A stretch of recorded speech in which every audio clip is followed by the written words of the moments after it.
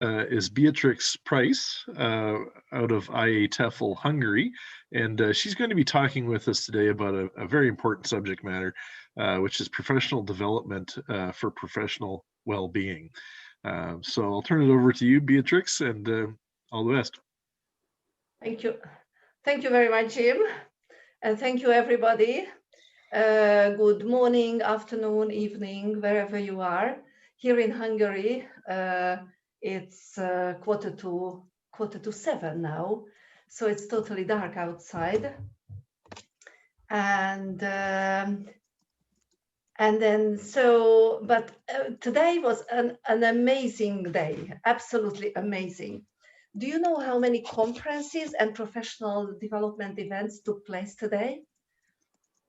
Can you just show with your fingers how many events you know about? Anastasia shows 3. Anybody else? Can I see some more fingers? Right. I tell you how many I've counted, okay? So first of all, when I opened Facebook this morning, I saw that George R. Georgios was live in TESOL Gulf. Oops, I thought, oh, that's an extra one on top of all my others. So there was TESOL France annual conference, which takes place every single year this time of the year. And of course, for months and months, they were hoping that COVID would be gone by November. IATEFL Hungary also had their annual conference today, which was obviously also online. And then there was a webinar by Africa TESOL in the afternoon. And then there was the IATEFL AGM this afternoon. Unfortunately, I had to miss that. So I think Harry Kucha was just passing on his presidency to Gabriel Diaz-Maggioli. And as both of them are great friends of mine, I really wanted to be there at the AGM, but I couldn't. There was a positive psychology conference here in Budapest that I wanted to attend, no chance. And then here we are, reflective practice and self-care.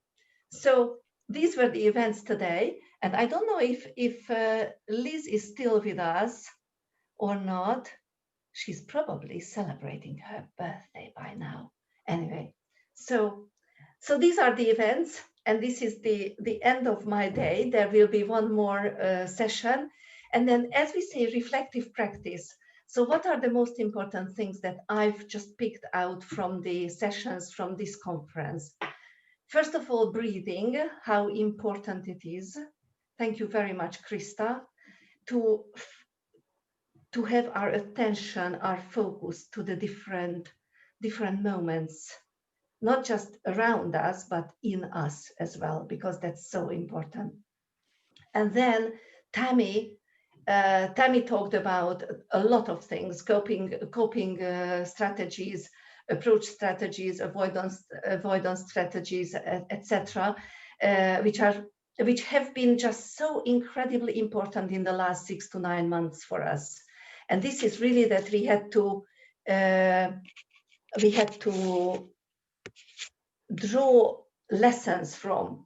And I really like but before going to the quotation, yes, there were the stressors and the uplifts from Tammy's presentation. And she talked about being a stress factor, the online teaching plus home life. She didn't really talk about it, how we have to share our space now with our family. Like, I'm giving this presentation, my daughter is running up and down in the background. I can hear her in the other room because somebody is going to fetch her. She's got 1 more hour before she has to be back. So she has to, and then, so all these, telephone is ringing. So you can't really have your own space anymore because everything is invaded. Before that, we went to university or school or the language school or wherever, and then we just left everything behind.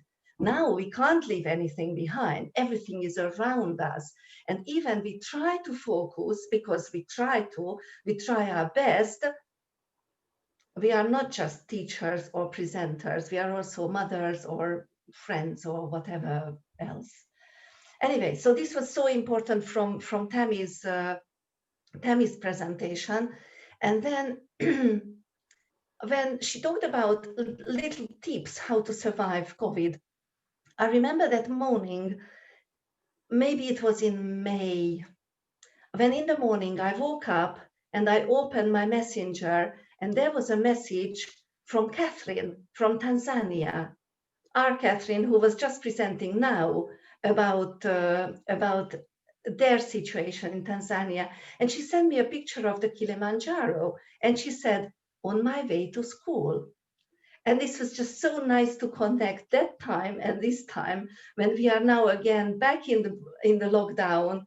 And then we don't have any other choices but connect virtually or somehow, but still have social connections with each other. And then the last presentation, thank you so much, Leo and Lisa, not Leonardo and Mona Lisa, but Leo and Lisa and Bridget and Michelle. I'm sorry about it, but this was just so wonderful. In the program, I only saw Bridget's name. And then when you introduced Leo, going to talk as well. And Leo, I met you several years ago at IATEFL. And then the person I don't remember who said, oh yes, I think it was Bridget, said, and Leo and Lisa are going, oh, Leo and Lisa, Leonardo and Mona Lisa. Anyway, that's not the point. My point is that teachers associations, how you cope with the changing times, how you adapt and adopt in the current circumstances. And it's just so wonderful, so nice to see how you switched. And of course, all teachers associations switched. They had no choice, just like us teachers. We had absolutely no choice just to go on. But the best thing I liked in your presentation, what you said, that you put pedagogy instead of technology, because in the last, I don't know how many months, we were just hearing about technology. And also before COVID, BC, thank you very much. I also had that before BC. Whenever I went to a conference, IATEFL or TESOL France or any of the others, there were all these workshops about technology. And now looking back, I'm so glad that we had these workshops, because we really had a stock to enter the COVID era with, because now we had to switch over a weekend. We had absolutely no choice. But we can't forget the pedagogy out of the whole thing, because that's why we are here. CPD, continuing professional development, we can't forget about that. So not just the techie bitty little things that we have to concentrate on, but pedagogy is also very important. But today I came here to talk about teacher well-being and professional development. And I'm going to share my screen with you. And please tell me, no. Okay, I have to start again, just 1 second. Yes, that will be. And can you see my, no, you can't see my, you can't see my screen yet. Just 1 sec. Sorry, techie BT. Yep, share screen. And here, and then now I share. Yes, can you see it now? Yes. Can you see it? Can I see some notes or something? Yes. Thumbs up or something? Thank you so much. Yes. Okay. So professional development for professional well-being. And when I had to send you the abstract for this talk, I already had this presentation, but I didn't. And then I suddenly thought, yes, what was first, the chicken or the egg? Professional well-being or professional development? Because I think that for most of us, the last 6 to 9 months was very, very much about this, because we really survived through professional development. And now that everything was online, we could really go on online to all the webinars, all the Taco Tuesdays, all the online conferences, etc. And then I realized that those people who were part of these COPs, the communities of practices, and they could take part and engage, they could engage in this professional development, they were thriving. They loved this area because they didn't have to travel here or there. They didn't just complain about it. Oh, it was nice in the old time days when we could travel. Of course it was nice. It would be nice for me as well. But there were so many opportunities, so many events that we could cope with. And then your last quotation, the ETI people, Leo, Lisa, Bridget, and Michelle, you said that embrace each challenge in your life as an opportunity for self-transformation. And I think that those teachers who took this time, the COVID era, as self-transformation to turn the situation for their own growth, professional growth, they were striving. And so that's why the title of my presentation is Professional Development for Professional Wellbeing. So this is roughly the outline of the session. Just really one sentence about my PhD and CPD, quarantine and webinars, challenges and solutions, success stories or failures.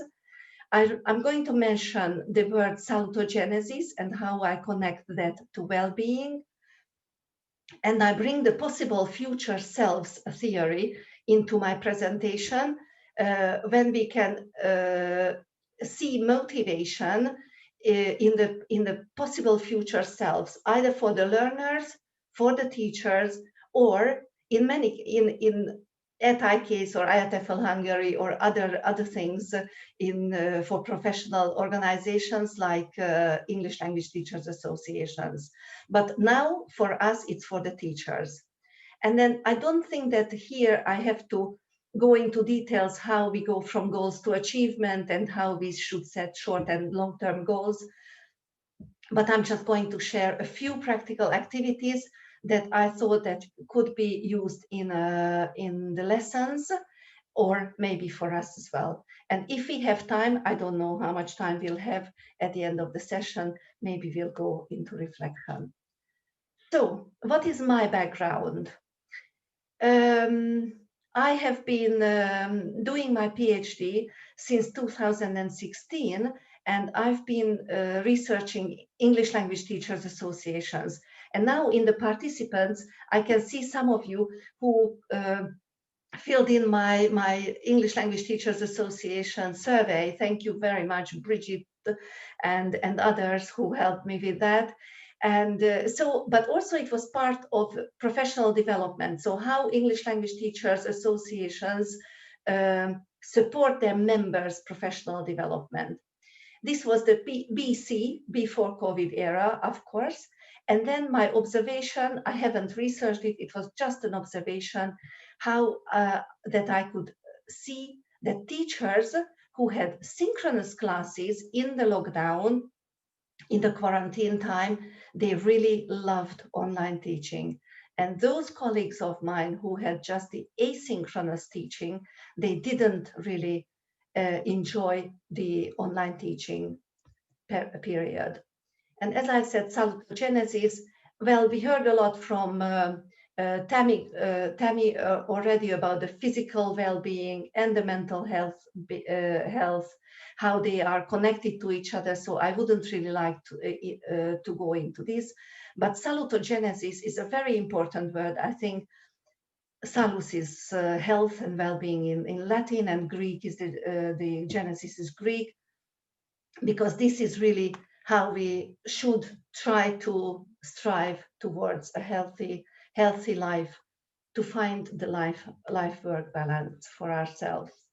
When I looked for the professional well-being, I found this chart on the internet: work, people, money, and life divided into 4 equal areas. I didn't very much like this very simplistic representation of well-being, when it says that, well, you spend this much time at your workplace, and you spend that much time with people, and then money is also important. Well, probably they didn't talk about teachers, and then it was only quarter of your life is outside work life. So I don't think this is really the case for us, because we teachers, what we do is all the time we prepare for our lessons. Whatever we do, when we travel, when we read, when we watch a film, when we walk in the street, we always think, oh, how can I use this situation or this song or whatever for my next lesson? And so I came up with another diagram, and then I thought that maybe school life, the little blue one here, number 1, is the time that we spend in our school or university or wherever we teach, with teaching. But I think that we teachers prepare just as much for our lessons, so we spend just as much time with professional life outside school, outside our lessons. So I thought this would be just an equal part for it. And then unfortunately, I had to give only 1/8 of this diagram for the financial section. And then people, I divided people for family and friends and colleagues, because I think that we actually behave differently with our family and with our friends and colleagues. Also, we give and take totally different things when we are with our friends or when we are with our family. We wear different caps, as they say in our profession. And what about free time? I put exercise here for number 6, and number 7 is the hobbies.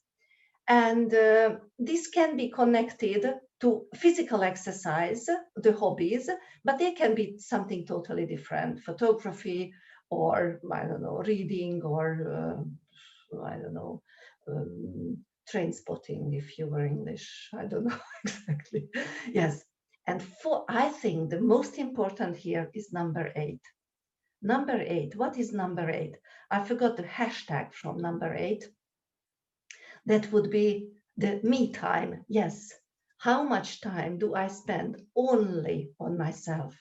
Not my family, not my students, not my colleagues, not my friends, not my CPD, my professional life. No, nothing, just me.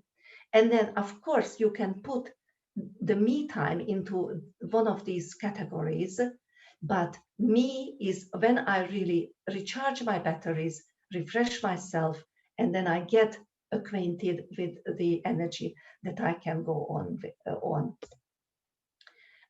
Before I go on to my next slide, I don't know if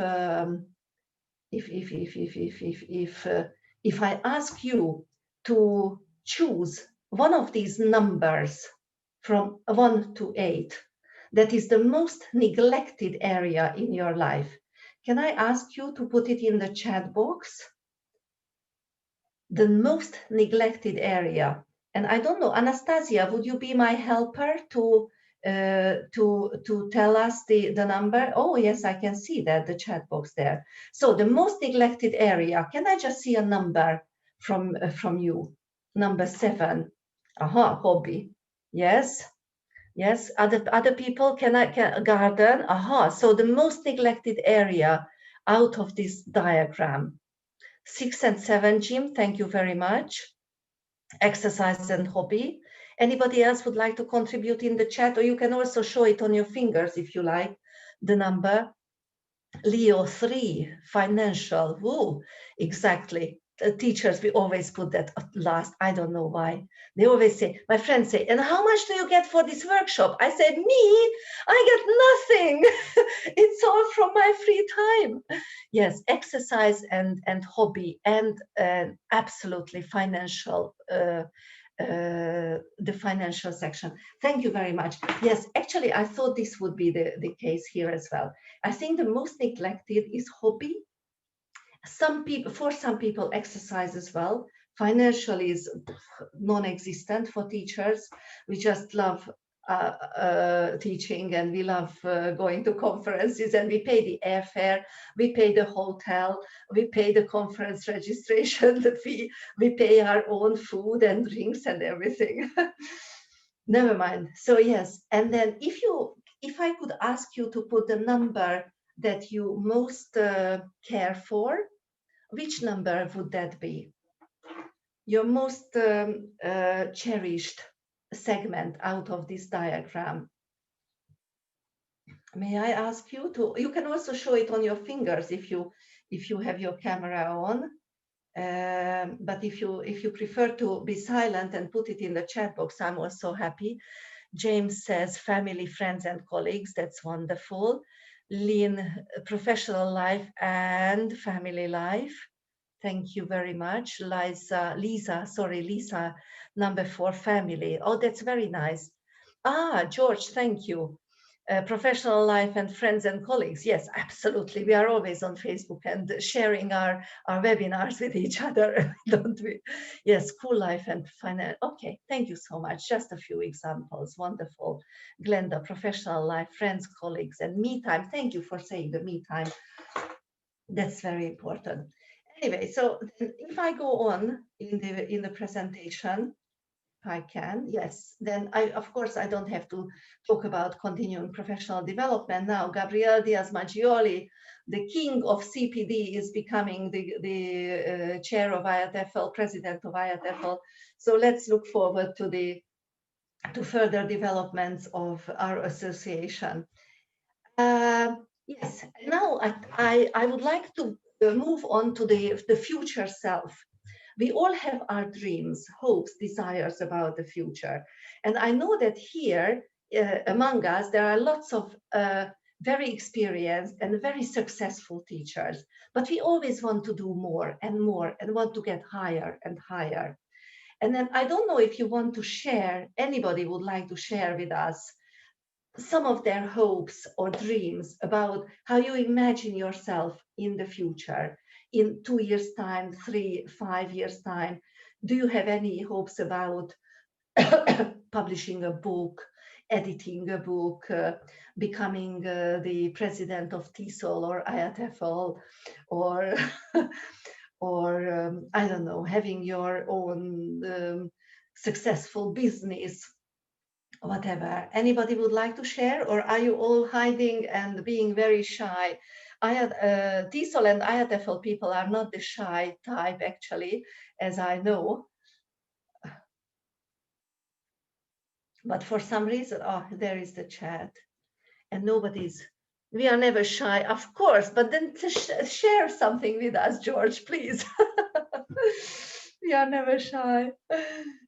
Lol, of course, yes. Anyway, so just think about it, how you imagine yourself. What is your ideal future self that you aspire to achieve? Can you just picture that? And then we go into that. What are your dreams? And then if just a couple of examples, international contacts collaboration, face-to-face, or online? Are we staying like this or going on? Or giving talks, conducting workshops, writing articles, publishing books, or stepping up on the career ladder at the university where you work for? And I don't know how you imagine yourself. Sometimes people say that, oh, we only have to survive this little bit of time now, this short period of time. But is it not going to be the norm now that everything is going to be online? When is the next conference you can imagine when we can see each other face to face again? Yes, PhD is sometimes yes, absolutely. Share knowledge, be active in a teacher association. Yes, well, actually you are, George. Yeah, absolutely. Yes, good luck with your PhDs, everybody. I wish good luck for myself as well. Only a couple of more months, I hope. Right, so I go on about the teacher, about the future selves. What are our challenges? For example, years and years and years ago, whenever I went to a conference and I saw all these workshops about technology, I thought, I'm not very much interested in these ones because, well, I like human interaction. I like face-to-face teaching, moving around in the classroom, having all the little bits of.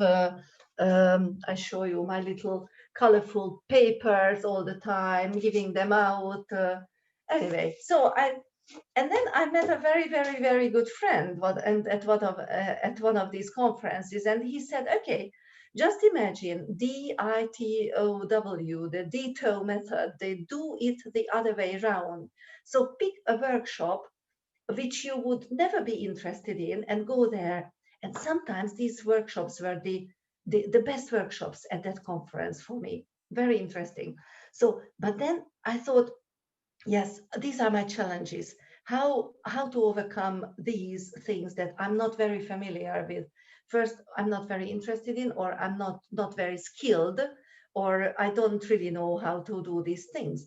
So every year, not really so much the 1st of January, but before September, when our academic year starts, I set myself New Year's challenges, New Year's resolutions. And I said, okay, I'm going to include this and that into my teaching this year. So I set those goals.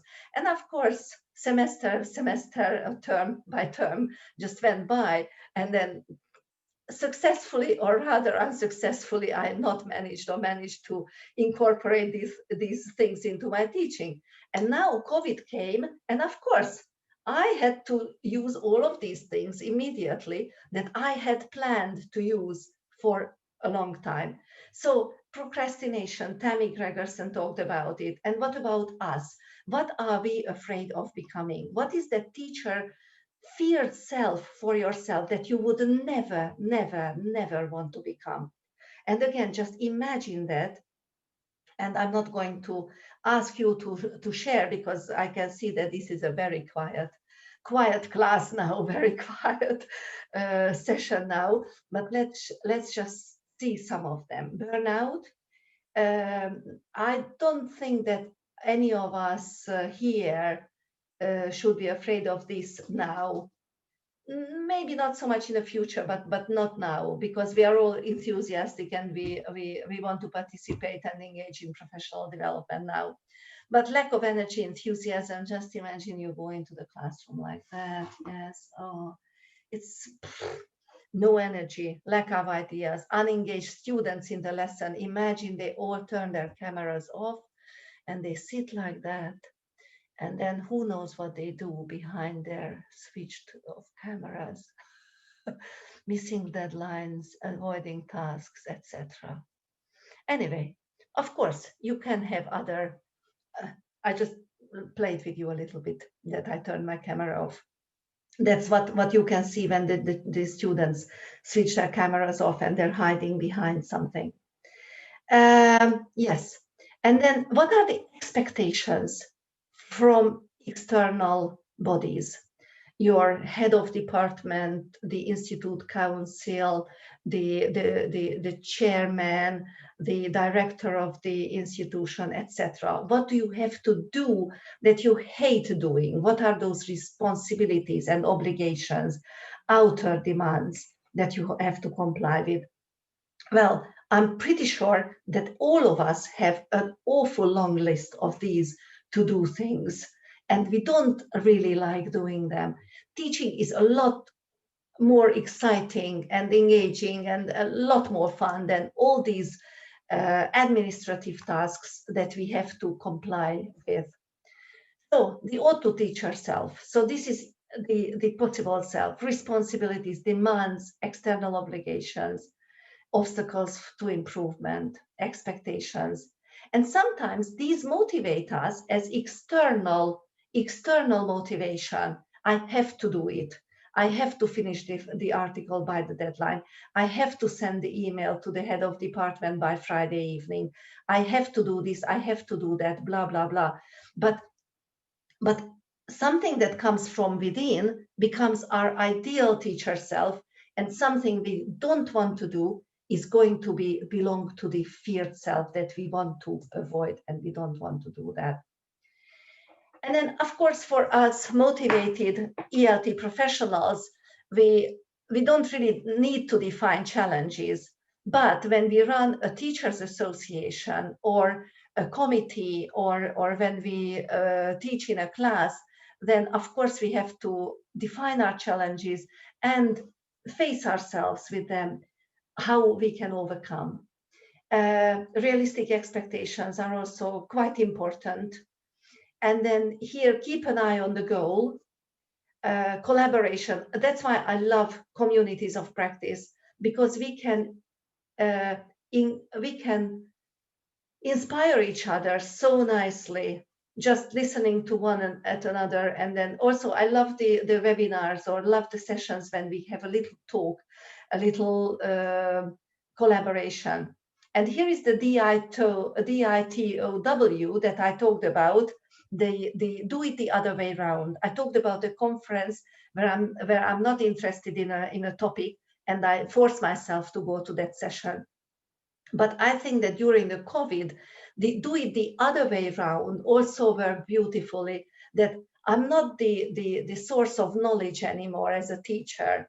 And I think that this is really the paradigm, the change of paradigm in pedagogy. And I love that the ETI people brought this up, that we can learn from our students just as well. They say, no, you can upload it there, and no, you go there to the left of the screen, and then click on that little icon, and then you can do that. And then, and then I say, okay, I learned something again today. So never go to bed without learning something new. And then, of course, as Adrian Underhill says, you can have your cake and eat it. So you can have your professional development as an extra in your life. So you work for it, you work hard to engage with new apps or websites or whatever that you bring into your class, but the benefit is so great, your students' face lit up, or their bright eyes in the lesson, and then so you can have your cake and eat it. And then I promised that I would share a couple of practical ideas with you. And for the learners, I collected them from Motivating Learning, from Jill Hadfield's and Zoltán Dörnyei's book. I think this is Pearson, Motivating Learning. Lots and lots of ideas how to work with our students if we want to work with the possible self theory, the ideal self, the ideal learner self, the feared learner self, and the ought to self. And then there is the future photo album, the self-study, Dear Future Me letter, by the end of the term, I will have done this and that, virtual holiday, identity tree. I love this identity tree activity. That would be about half of this session, so I'm not going into details about that. So this is Zoltán Dörnyei and Jill Hadfield. And for teachers working with the future self, I think we always start from the past. We look at the past, look at the present, and then look at the future. So where we come from, where we are at the moment, and where we head towards. And then so the stepping stones, how we got until here. And then, of course, when we observe other people, then we can always reflect. And this session is also about reflective practice. I always ask my university students to write a reflective journal week by week, because that's how they look back on their activities, on the theory that they had learned, and also on themselves, how they are becoming reflective professionals. And of course, among us, many of you write blogs and articles and even books and edit books, etc. And then I'm going to talk a little bit about the creativity chart that I brought as an example. And I put the presentations mentoring here because I think it's so good to mentor others, because I don't know how you all started, But when I think back to the very beginning of my professional IATEFL career, I remember I was such a shy little rabbit, you know, didn't dare to speak, didn't dare to put my hand up. I was just sitting there and listening. And then it took quite a long time. And without those people who mentored me and those who said, okay, let's go to this conference. Would you like to co-present with me? And then, yeah, maybe you were not born like that. Maybe you were already born that, that you went to your first conference and you presented. I'm not sure about it, but I think it's lovely. And also volunteering is a very, very important thing, as George mentioned in the chat before. And I already talked about the New Year's resolutions. So these are the 5 activities I thought to bring today. The quarantine jar, that's the creativity jar. I just gave a different name to it during the quarantine time in the spring. And then I already talked about the New Year's resolutions that I usually have not on the 1st of January, but at the beginning of the academic year. And I know that many of us have different academic years around the globe. I'm going to show a picture about the virtual holiday activity, the Dear Future Me letter, and to finish it off with the 5 golden rules for well-being. I was very interested in Tammy Gregerson's advice for the well-being, but she said she's going to send us a presentation, but we heard lots and lots of great ideas. So can you see what's in the picture? Anybody? Yes, this is a jar. Yes. So you take any jar that you have in your house, and then you can decorate it with a little, I don't know, ribbon or something, make a bow on it. Can anybody read what's written on this one? Can you put it in the chat box if you can see it? Or shall I share it with you? Oh, no. Sorry. So anybody can see what's written on the jar? Yes, something with love. Thank you. Yes, made with love. Thank you. Oh, somebody says that they have a gratitude jar. Yes, Lean. Oh, wonderful. There are only a few notes so far. Wonderful. Made with love. Thank you. Wonderful. Yes, made with love. And then, so what's the idea? You can use it in many different ways. So we are, this is now the second wave of the pandemic, and we are in lockdown. I don't know how many of you are in lockdown, but in Hungary, we have very strict restrictions again. We can still go out during the day, but not after 8 o'clock. And so we all dream about the future, when we can go out, when we can do this and that. And so you get a slip of paper, any color, I don't know, blue or red, and then you write down one sentence on it in present perfect continuous. And then you imagine that you're doing this in the future, right? So I don't know, I'm going for a walk at 9 o'clock in the evening, right? So this is, and then you fold it together and put it in your quarantine jar. And then you have another slip of paper the next day, or whenever you have another dream comes to your head, and then you say, okay, I'm doing this, and I'm visiting my friend in Barcelona. Ha, nice, isn't it? And then put it in the quarantine jar. And then so you have lots and lots of dreams in your quarantine jar. And then just imagine that the pandemic is over or the vaccine is out, and then we can do all these things again. And then you pull your little slips of paper out of the jar and you see what you had. Or another idea, lots and lots of ideas come up through these conferences or webinars or CPD talks that we have. And for each one of these little slips, you write down another idea. So you say that, okay, I don't know, what was the website? Yes, okay, Bamboozle, for example. That's one of my favorite quiz websites now, Bamboozle. So I want to use Bamboozle, but I'm not very familiar with it yet. but I heard from a very good colleague at a conference that's her favorite one. So I write it down, bamboozle, put the slip into my quarantine jar, and then I write another one, I don't know, Quizlet Live or whichever, Padlet, Jeopardy's, whatever, any ideas that you just heard but you're not familiar with yet, you're not skilled using it yet, and then you write it down, put it in your quarantine jar, and when you run out of ideas in a month or 2 weeks time or something, you open your jar, take out a little slip, read it, and then you say, oh yes, that was such a good idea. Beatrix thought about this bamboozle. I'm going to try out bamboozle tomorrow. And then you go on the side, bamboozle, you create your quiz, and then you bring it to your students next time. And I guarantee your students will love bamboozle the following day. So use the quarantine jar any way you can or you would like to.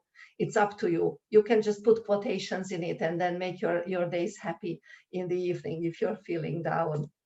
Right, so this was the quarantine jar. And the next slide, the next idea is the virtual holiday. Yes, what we could do is find 5 different types of music. I don't know, country music or classical music, jazz, punk, whatever. And then probably better without the lyrics, just instrumental music. Take one of these snippets out and then ask your students to write down with whom, when, where, doing what, and why. And then they have to imagine listening to the music, to that piece of music, where they are on holiday, who are they sharing this holiday with, what are they doing, why are they there, what's happening there, what is the time of the day, etc.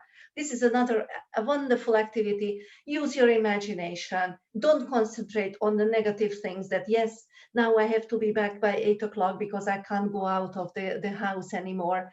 I can't travel anywhere. There are no aeroplanes or very expensive or well, they wouldn't let me in anyway. Or when I come back, I have to quarantine myself, etc. So virtual holiday, nice, light little activity. Next one, the dear future me. We all know the activity that we imagine ourselves in the future, 2 years time, 3 years time, 5 years time, etc. And then we write a letter to our future self.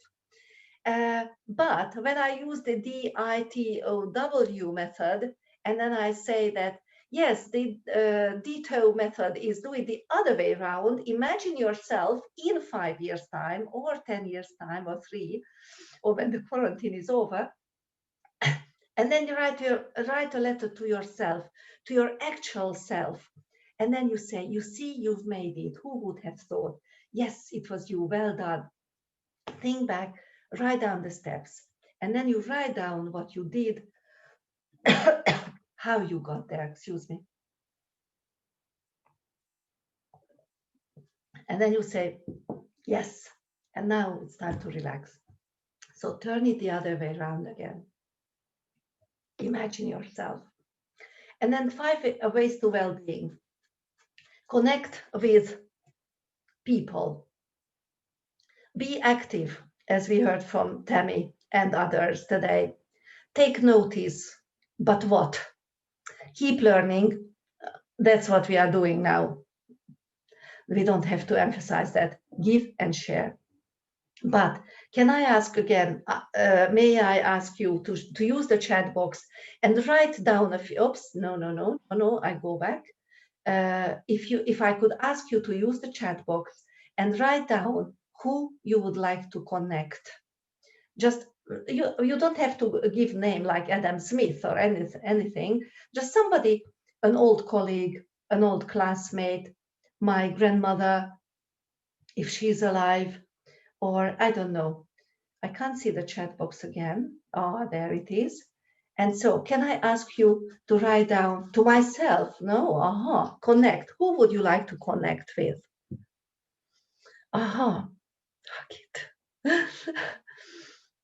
Leo, you can tell me later who this person is. Yes. Okay. Who else? Who else would you like to connect with? I don't know. Probably I'm going to connect some cousins I haven't met for years and years. Referring to the previous comment. Oh, I see. All right. So that was the previous comment. Okay. Oh, I see. Hagi Trifinsky. Yes, I'm sorry. I'm sorry. Yes, I can see now the connection between the two comments. Yes.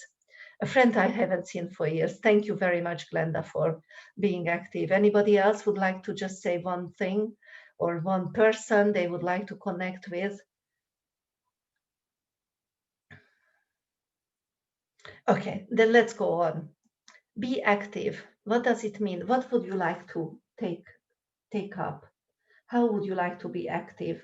Some of you said in the beginning when we had the chart that you don't do enough exercise. How would you like to be active? Can you just put a couple of things in the chat box, or shall I just go on? Swimming, riding, treadmill, Anastasia. Yes, in one of our sessions, it was so lovely to see you running while somebody was talking. Yes, okay, and take notice. When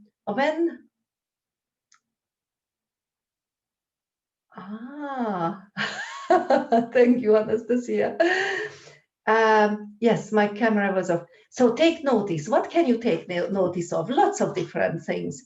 You can take notice of things that you haven't noticed for a long time, like nature. I haven't seen nature so closely in my life than this year since September.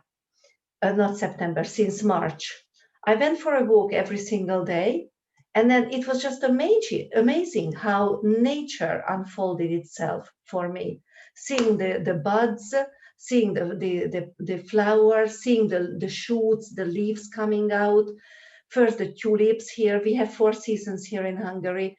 Seeing the daffodils, then seeing the tulips, then seeing the roses, and the meadow was a different color every week. It was just amazing. I never seen the color of the meadow before, that it changes week by week. Snails after the rain, wonderful. Thank you. Thanks. Yes, keep learning. As I said, I'm not going to go into details about that, because of course that's what we are all doing here. And give and share. Yeah, absolutely. Teachers associations, communities of practice, your own workplace, give and share. Don't keep it to yourself. It is really good to connect and share something with the others. And also teachers' observation. Usually when we go and observe our colleagues, we go and then pick out all the little things that we could improve or we know better. No, let's do it the other way around. Pick all the good things that you could learn from your colleagues. And I've got only 2 minutes left, if I'm correct. So reflection. If we had a little more time, no, it's actually 7:30 here. So if you can take it with yourself, the most useful sentence from this day, from this conference, from our colleagues, from the previous sessions, a valuable recognition that you have not thought, although we are all very knowledgeable here, I can see. A question that still puzzles you. Yes. What did she mean by that? What was this possible self theory? What is this ode to self? How can I identify myself with? Or I don't know what puzzles you. And an idea, a practical idea that you definitely try out. And I'm not saying that you should try out the quarantine jar, to put your words into the quarantine jar, but anything that you heard from others today that you would like to enlarge on your repertoire with. And these are my references. Obviously, the motivational theories from Zoltán Dörnyei and Maggie Kubanyova and Jill Hatfield about the possible selves and motivation. And of course, Language Teachers Association's Terry Lamb and I'm a Sparan also from IATEFL. My background is more IATEFL than TESOL. And then Sarah Mercer is a very good friend of mine. She lives just next door in Austria.